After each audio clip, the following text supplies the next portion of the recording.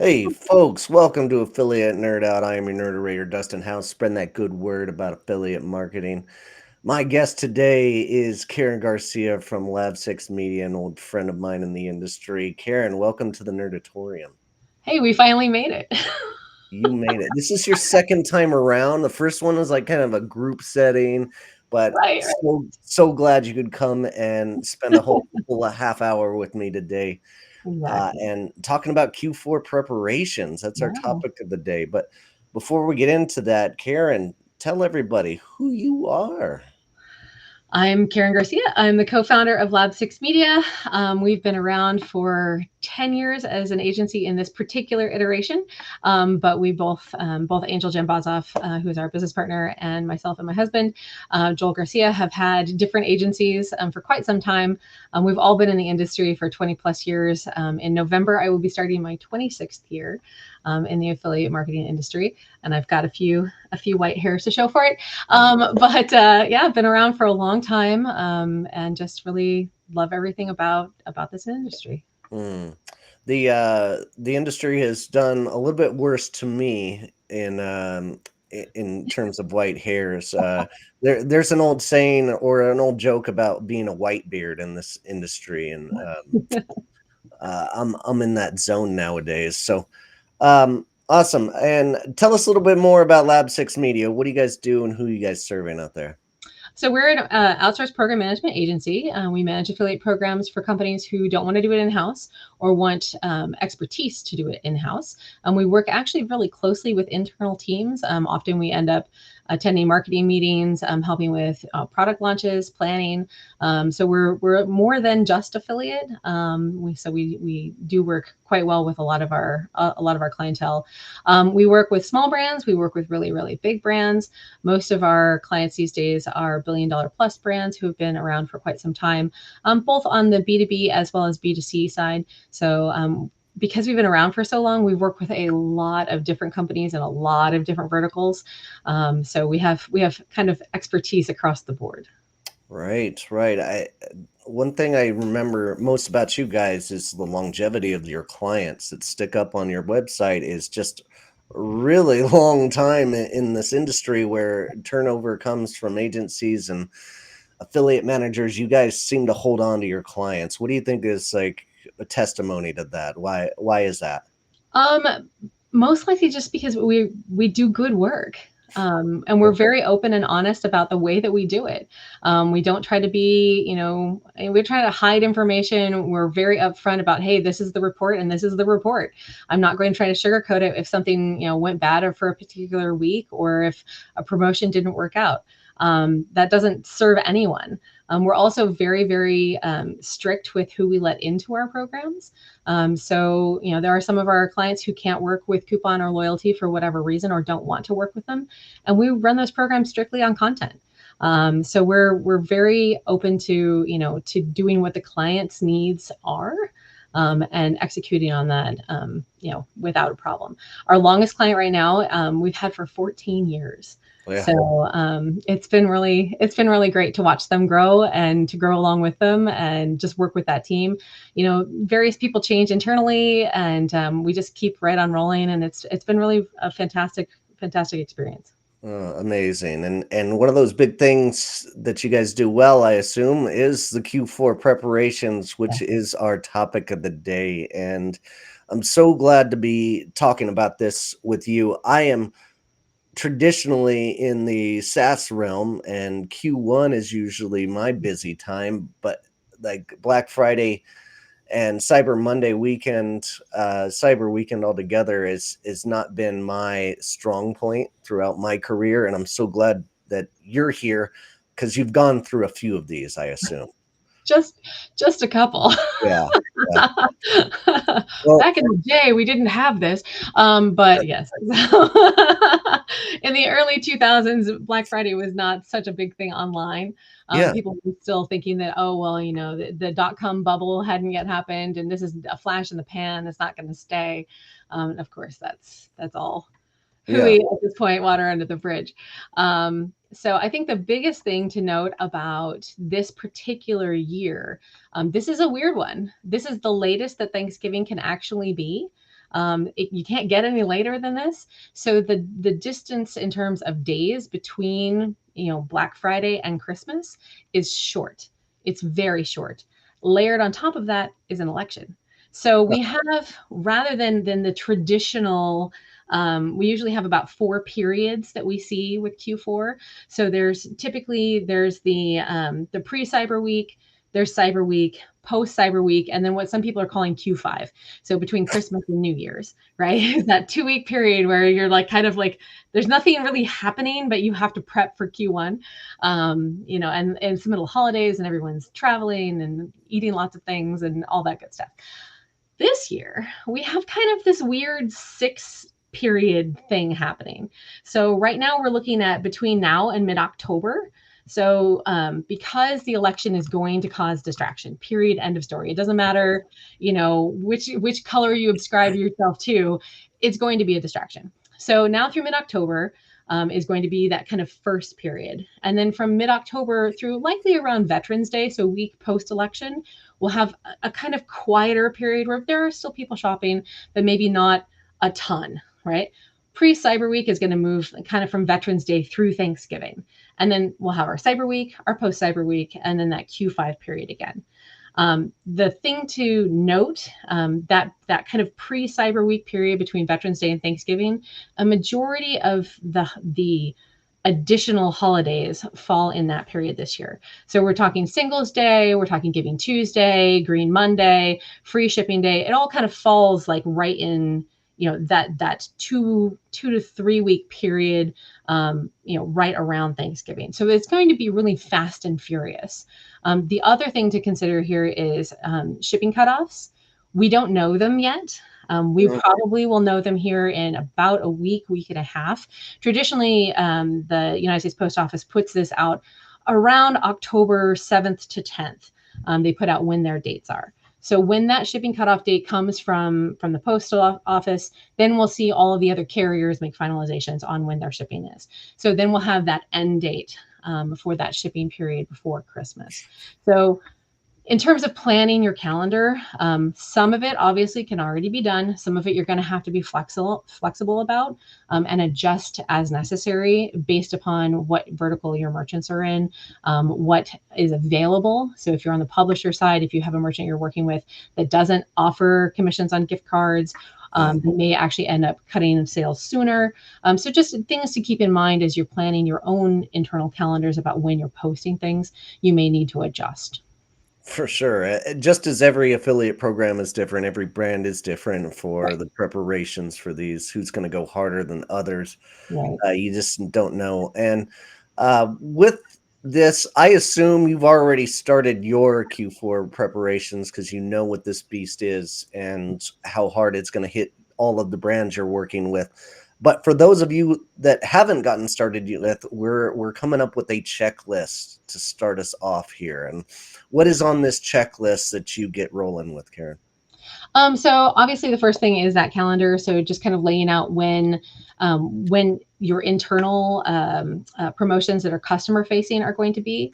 And then if you're also going to run any promotions that are, affiliate or partner facing, this year with the consumer promotions, the one thing to remember is that it's going to be more critical than this year than it has been in the past. And earlier, frankly, is better. There's a great report out from a company called Salsify. It's their 2024 Holiday Consumer Research Report. And in that report, 36% of holiday shoppers self-identified as bargain hunters. So the things that are most important to them are savings, discounts, and value as their top priorities for shopping this particular year. And then an additional 32%, and you can only pick one category. So these are, 60, what is that? What did I say? 68% total are falling into these two categories alone. That 32% identified as research mavens. So product information, value, reviews, quality, those things are most important to that particular shopping cohort. So those are those key purchase drivers for them. And according to that same report, 27% of shoppers have already started shopping, and 50% will shop before we get to Thanksgiving. So the sooner you get your promotions out to consumers, the better this year. People aren't going to wait. They're going to shop very early. And then if you have a specific demographic, and this is why I really love this particular report. If you have a specific demographic that your brand is targeting, that report actually breaks it down by age demographic. So if you're targeting Gen X or you're targeting Gen Z, it gives you the breakdown of when those particular age cohorts have stated they are planning on shopping, and what they're shopping for. So that's a really great one to take a look at. It allows you to kind of get into some deeper optimizations, not only for the brand. If you're an internal person, you can provide it, of course, to your team. If you're an outsource team like us, we provide it to our merchants, so they can see, if they need to adjust something, and it allows you to do some deeper optimizations as well with your affiliates. Yeah, that's a lot already. And I'm already going to change my pronoun to research maven. I think Are you that's the one that reads like all the reviews before you make a purchase? for sure. Like not all of them, just the 1 stars. I think those are the most relevant, just to make sure that this isn't a pile of garbage Right, before right. I pull the trigger. Like the number fives, you can buy all those, Oh right? yeah. And like they're verified purchases, constant. But like the ones is what the ones I care about. Uh, Hmm. um, Yes, yes. Great checklist. A lot of things to unfold there. Do you have any, like, you've created your own checklist, but when you're talking about like the dates that those are coming out, where do you get all of this information? This is just collected in your mind throughout the years? A lot of it's collected in my mind, honestly. This is actually it's a terrible party trick. I seem to have a knack for just kind of keeping track of very specific information. So, for example, like today, there are 64 days left until Black Friday, which, because there is a general holiday on November 11th for Veterans Day, means that there are only 42 work days between now and Black Friday. Okay. So you have very little time. If you thought that, well, Q4 starts next week, it's all great, I still have a lot of time. No, you have 42 days, and then it's game over. Yeah. So it's kind of already game over for some stuff already. So I mean, for the OCDers like yourself, there's so little time left. For the ADHDers like me, oh, we've got 40 days left? No problem. yeah, it's fine. I can wait. I got time. No, there are obviously 100%, on day 42 there will be opportunities, but in terms of making it easier for yourself, the sooner you start with some of this stuff, obviously the better. Most of consumer promotions, most likely are probably already kind of planned out. Most of our clients, they've been done for quite some time, but we do know, especially with smaller brands, they are still kind of sorting out exactly what they might want to do. They know that they want to have some sort of promotion the week before, Cyber Week. They may not know exactly what product, they may not know exactly what discount, but you know that it's coming. So there's no reason to not prepare internally for that. You're going to have to send a newsletter. You're going to have to go ahead and write up some copy, or make sure that there are banners ready, or all that prep work can be done in advance, which Mhm. saves you a ton of stress, as we move through Q4, because things are going to change, and we don't know what we don't know. There may be something that happens, that is major, that comes out of, this next Prime Day that's coming in Mhm. October. So, we may need to adjust. We may need to make some changes. Who knows if Google's going to throw something new at us with the SERPs? All of those things are going to change, how you effectively communicate with your partners and how you effectively execute on your Q4 plan.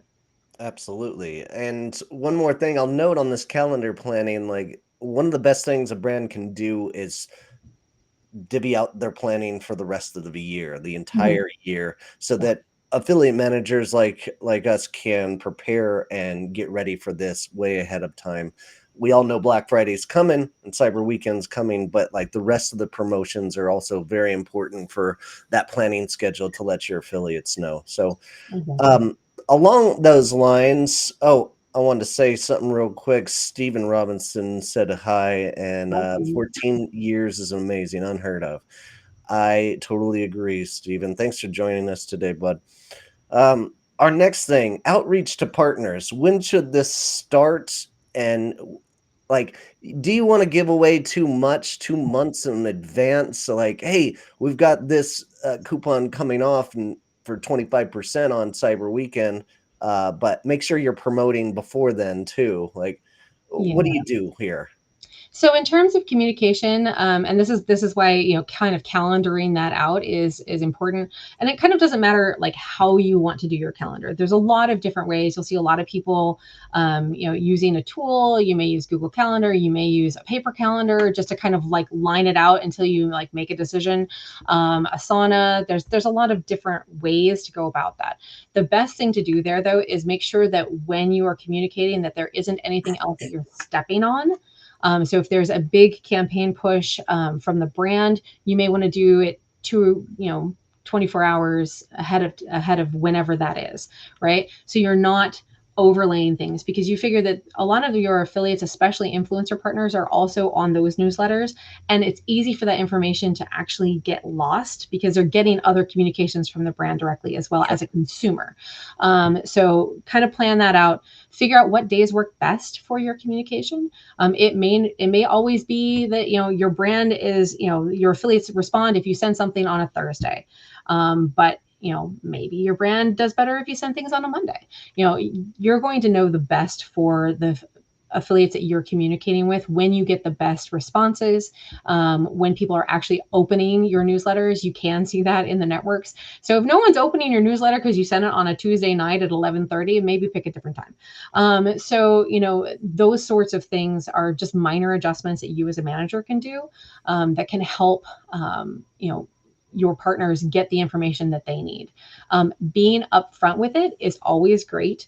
We do like to preload some of our Q4 campaign information into the networks. So if you have something that is not going to change, that you've got a very specific campaign for a very specific product, and it's going to launch on this date and it's going to end on that date, you can go ahead and put that in. All of the networks allow you to go ahead and add dates. So partners can see that something is coming. You can go ahead and let them know, hey, this is not okay for you to promote until this date. Most affiliates won't put those things up if they have dates on them anyway, because no one can buy them. But we always add that caveat to our newsletters that, do not post this until this starts, because we might change it.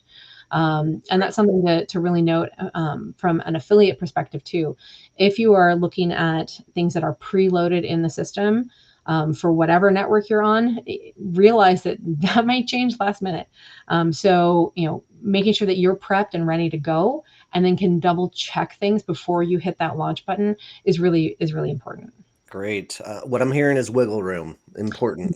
Okay, Yes. give yourself a little wiggle room, uh, so you don't get caught with your Right. pants down at the end Right. of the day Well, here. 'cause, yeah, at the end of the day, I mean, the last thing a manager wants to do is have to contact an affiliate saying, "Hey, we changed this and this is wrong, and now the brand's mad at you," Yeah, right?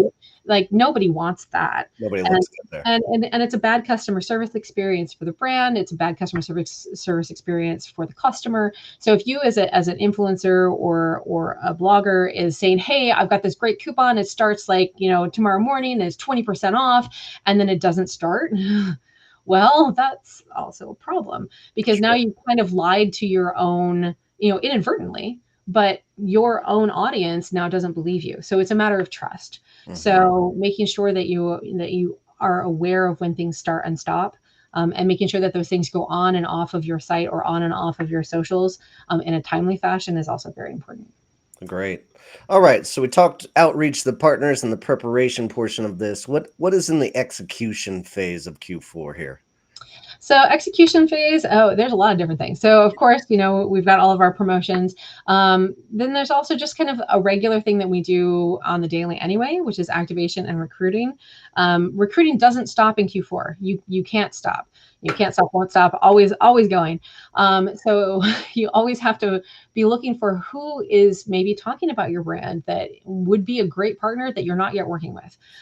So keeping your eye open for those opportunities, because you may find somebody the third week of November that is amazing and will actually move the needle for you in December. And being able to do outreach to them in a quick fashion during this busy time is really also quite important. In terms of activation, we've been running as an agency, we've been running activation campaigns prepping for Q4 starting back in Q2. So that's kind of been ongoing for us. It's not to say you couldn't begin an activation campaign now, but it might be less effective for Q4 than you might hope. But the big takeaway there is remember that affiliates are in different places in their monetization journey. So all of your affiliates are not a one size fits all type of a situation. You may have somebody that's really, really brand new, somebody that up until now has only done social media influencer stuff and is dabbling in affiliate for the first time. You may have, a media company who's been around for, 50 years doing magazines, etc., and they're old hats at it. So giving them all the same activation campaign doesn't work. So in general, we recommend brands consider a variety of campaigns and separate your partners into select cohorts and give them a specific task. So whether it's you are interested in helping them make their first sale, you want them to put up a brand new blog post, you want more social shares, give them something specific that you want them to do in that activation campaign, and a commensurate reward for it. And then activation campaigns for existing performers, you should also consider those. So your new affiliates or the affiliates who are not yet doing things for you aren't the end all be all. You also need to cater to the folks that are already actively promoting you, that are actively interested in promoting your brand, and then put an eye towards rewarding them for exceeding their past performance in some regard. For sure. And with the execution portion of it, you're inevitably Mhm. going to get some bad eggs out there that are doing Of nefarious course. things, perhaps. Maybe they're pumping up the promotion beyond what the actual discount may be. How do you deal with the compliance during this time? So this is where all of that preparation work comes in handy. You've already done all of your prep work in terms of your newsletters. You've already done all of your prep work in terms of getting your activation campaigns planned, prepped, ready to go. You've already done all of the groundwork of whatever your links are that need to be uploaded into the system. You've got it. You've got all of the things ready to go, and they're just going to go ahead like clockwork, which frees up your time to deal with the inevitable, which is somebody doing brand bidding or somebody doing Right. cookie stuffing or things like that. So the biggest thing there is paying attention to your metrics. Um, Anything that pops up that is outside of the norm, you're going to want to look at. It's simple as Red that. The last flags. thing you want to do is be caught flat-footed. Um, you know, and then in this day and age, a majority of well-run programs have their own T&Cs that state these are the things that we allow. These are the things that we don't allow. This is what you can promote. This is what you can't promote. Whether or not you can use coupons that are outside of a network, anything that is UGC related, all of those things should be well spelled out in your T&Cs. If you are a brand that does not have a T&Cs, I highly recommend that you contact somebody and get one done, and get them in place as soon as possible. Because the last thing you want is to have someone from a C-suite calling you, the week before Black Friday when everything seems to be going really well to say, "Hey, how come this person is bidding on our brand?" Yikes. That's the worst. So there are services out there that you can go ahead and use them to help find those folks that are brand bidding for you. It does help, but unless you have some teeth behind it, you're kind of just stuck. So make sure your T&Cs are in place. Make sure that you are familiar with your T&Cs. If it's been a while since you've read them, go through them and read them. Make a checklist for yourself of, hey, these are the things that we don't allow, and these are the things that we do allow. So if you do have that question that's last minute, that is inflammatory or kind of scary, you have the answer at your fingertips. So you know exactly what is and is not allowed by your partners. And then come up with a few, template style things you can respond to publishers about, whether it's a takedown request, whether it's a reminder, and then all of those reminders, especially about things like brand bidding or coupons, should also go out regularly in your newsletters. We also send out in every single communication, we send out an FTC reminder that you are required to put up your disclosure, and it must be clear, concise, and conspicuous. There is no arguing with the FTC about this. It's a requirement, and it's not just for our brands, it's for all brands. Um, and it's kind of surprising to me the number of influencers that have no idea that this even exists. Because because it's been around for a while, but it's definitely a problem. So by preparing all of those template style emails ahead of time, that you can go ahead and put specific information in, that will save you a lot of time and a lot of headache. The other thing is remember to take screenshots. Because somebody can easily say, "Oh, well, I'm not doing that." It's like, yeah, yeah, you were, and we've got Yes, the yes, got the yeah. screenshots to prove it. So that's also very helpful. Oh, great call out on that. Like collecting evidence when you Mhm. take away commissions is always a good idea because if you don't have that evidence and they could sue you essentially and it could be a giant legal issue Yeah, in nobody wants that. nobody. That's awful. Something that came up in my mind, vanity codes. Is this a yes or a no for the Black Friday, Cyber Monday weekend? What are your thoughts? Definitely varies by brand. Yeah. So some brands are okay with vanity code, some brands are not. It's also, one of the problems that we are seeing, especially this time of year, and this always happens, is places where people can submit codes. So those UGC code submission places, vanity codes tend to get leaked to those, and it's unfortunate and it sucks because brands get really, really, you know, upset about it, and rightfully so, Mhm, because the influencer that was provided with the code specifically for their audience, they're not driving that sale. So those partners who allow for that UGC to get leaked, they shouldn't be rewarded for that because they're not actually the person it was intended for. So in those cases, part of that is just some preparation in advance, making sure that you have it set up correctly in the variety of systems, that if you're going to work with a custom code, make sure that only the person who it's intended for actually gets credit. And that's super important. All too often we see codes that have to get switched out, and that kind of sucks for everybody involved, because now the influencer has already, may already have a reel up, or may already have a video up on YouTube, and now they have to change things, and that's not always easy, and it's not always possible. So leaked codes are a big problem this time of year. good call, and, speaking of that, I wanna thank my sponsor of the day, and that is Inflection. So, we're bridging that gap between influencer and affiliate programs, lots of bells and whistles on this platform, much more affordable than your traditional networks, and AI, the UI, the UX for this platform is just out of this world. I'm been working with these guys for the last 4 months and really impressed by the work that they're doing here, and go check it out at dustinhouse.com/inflection and see if it's right for your e-com or D2C brand. So, uh, appreciate all the knowledge drops on Q4. And before we let you go, I want to hear about Get Affirmative a little bit more. Can you tell us more about what this product is and what you guys are doing? Sure, sure. So Get Affirmative is a new Chrome extension that we just launched as an agency. We've actually been using it internally for quite some time, but Yeah. we've decided to finally share it with everybody else. It's a game changer for us in a lot of ways. Essentially, the Chrome extension allows you to see very easily when someone is already a active and experienced publisher.